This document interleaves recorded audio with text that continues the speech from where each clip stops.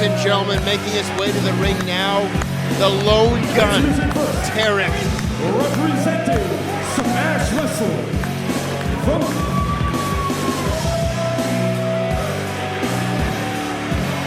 once a member of Fourth Gun. Weighing at 205 pounds, this is Tarik. Now left to his own devices. Came within a hair of defeating Mark Haskins at Super Showdown 4 to become the new Smash Wrestling champion.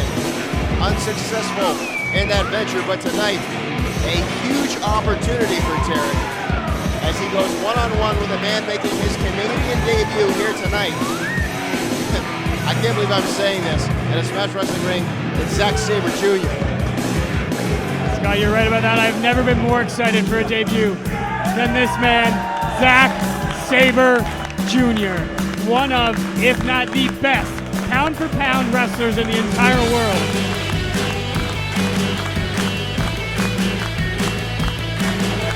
Brad, that is I'm going to echo those sentiments.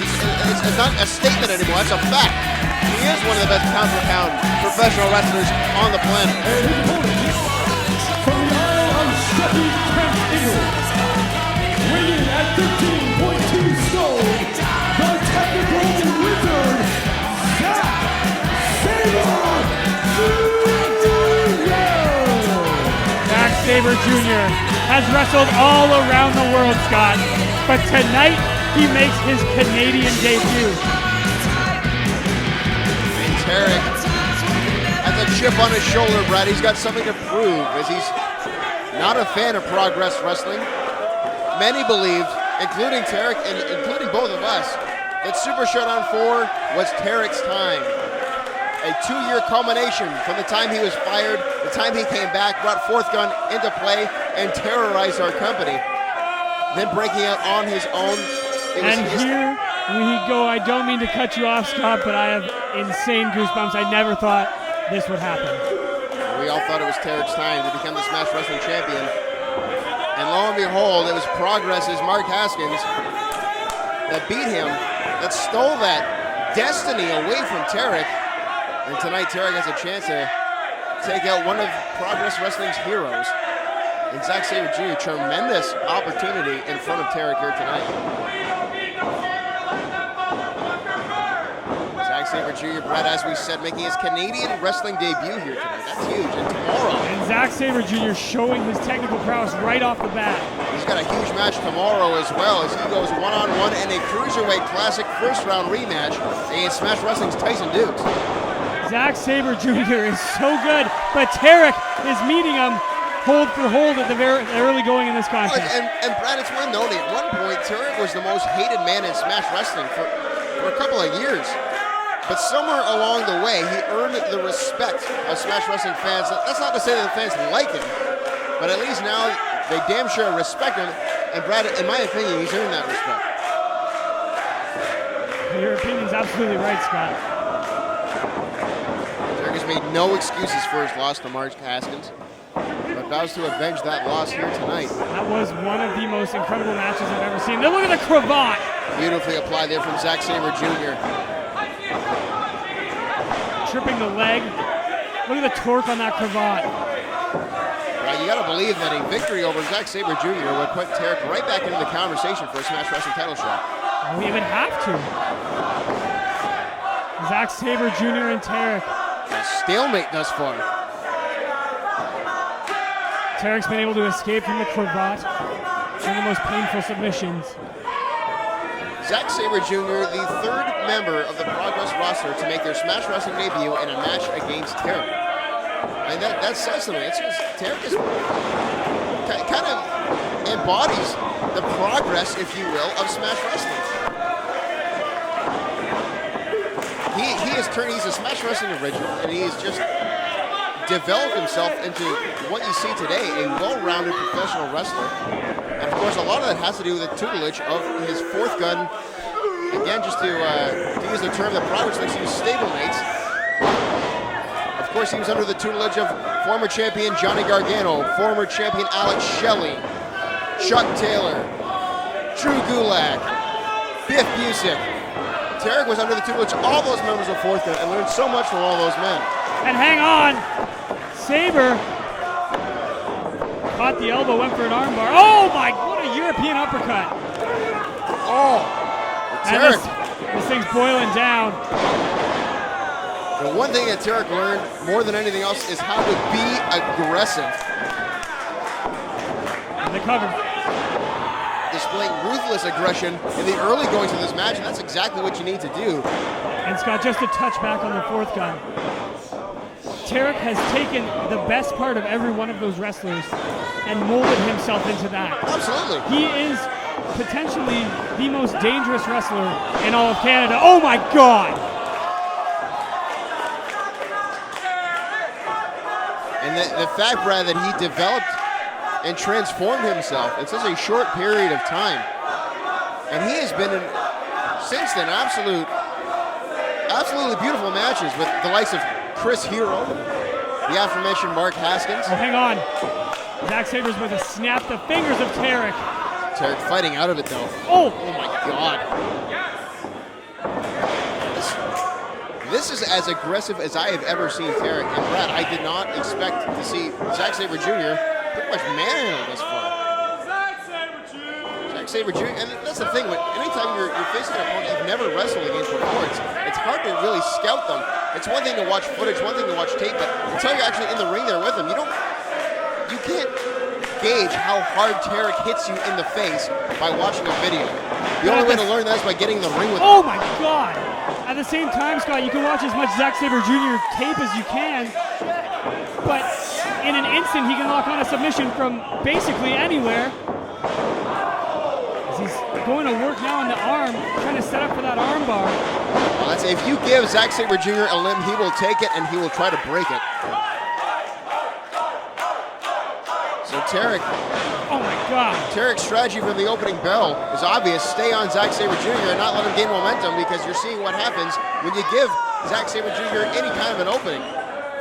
You open the door and crack, he kicks it wide open. Tarik, though, now caught at a full Nelson. Quickly, Tarik quickly went to those ropes to break up the full Nelson, but Zack Sabre Jr. trying to kick both of his arms off. That'll snap your arm. And there's the octopus hold. Look at him bend the fingers back of exactly, Tarik. adding more torque. Well, I've never seen an octopus hold applied this way. Tarik able to counter out of it. And power out of it. Into the backpack stunner. Oh, he's put away so many men with this very maneuver. What nice reversal there. And Zack Sabre. What is this? Turning it into a Jim Breaks armbar. Oh no, a double wrist lock. And Tarik, all he can do, almost collapsing into the corner. A double wrist lock. Tarik forcing Sabre to break the hold by throwing him into the corner as hard as he possibly could. And Tarik, deceivingly strong. And Zack Sabre Jr. wasn't able to prepare for it, but you're right, Brad, in the same credit. Tarik was unable to prepare for just how good Zack Sabre Jr. is at locking those submissions from seemingly anywhere. And Scott, there's strategy behind why Zack Sabre throws his entire body weight onto you while he's doing a submission. Hang on! Oh, tornado DDT! Beautifully, and he turns it into a modification of a dragon sleeper. Dragon sleeper, and he's got his hands locked behind his back in order to create more pressure. He's going to choke the life out of Tarik. And Tarik is a long way away from those ropes. Tarik, though, able to fight out of it. Brad, we talked how tomorrow we're going to see Zack Sabre Jr. take on Tyson Dukes in a Hang on a rematch. sec. Backpack stunner! Hang on! This one might be over. Cover here from Tarik. Oh, man. That would have been the biggest victory in his career. That would have been absolute. I don't even know if at this point you could call it an upset, Scott. No. You can't. Without Zack Sabre Jr. is one of the best pound-for-pound athletes in the world, but Tarik has taken some of the best names in this business to the limit. I agree. You can't call it an upset at this point. A year ago, I never would have thought I'd say that. But here we are a year later, and Tarik is taking it to Zack Sabre Jr. And Zack Sabre Jr. meeting him at every pass. Look at this pinning combination. Beautifully applied, 2 and no.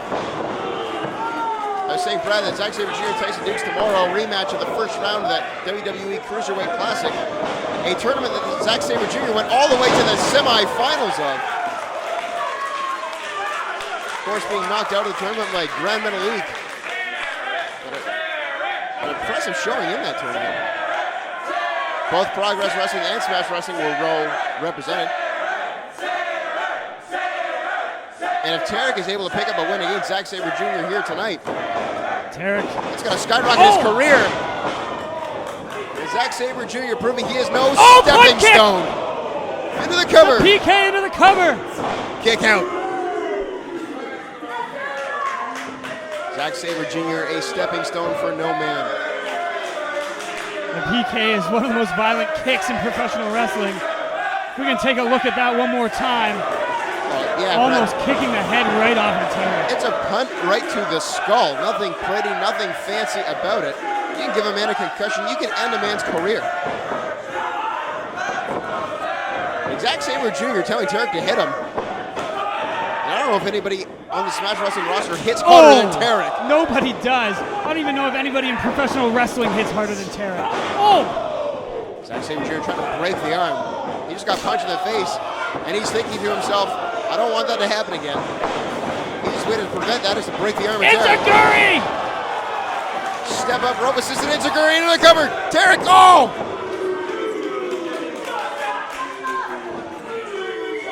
Not yet, says Zack Sabre Jr.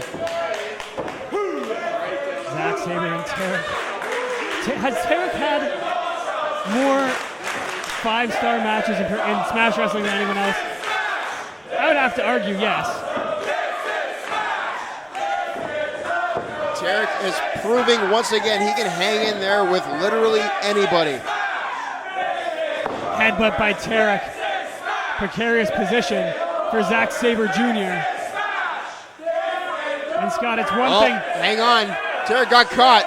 Oh, he's going for that Jim Breaks armbar. You see him? Oh, there it is! The fingers in the wrist of The Tarik. Jim Breaks oh armbar. Ow! Shades of World of Sport.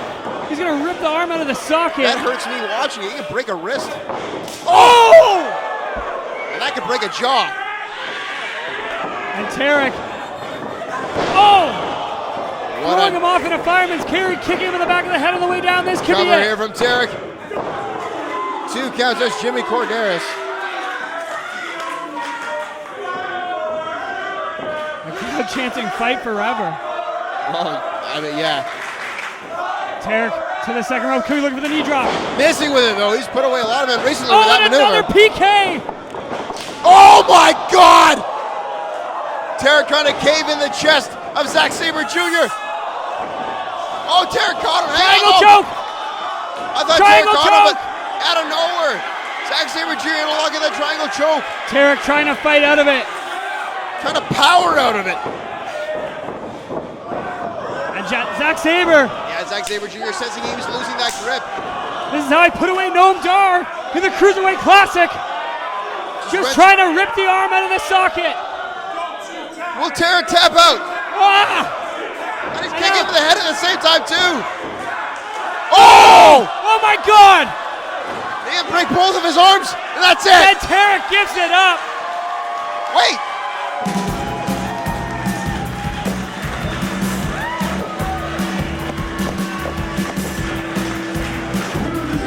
And that's it. Jimmy Corderas confirming that Tarik verbally submitted.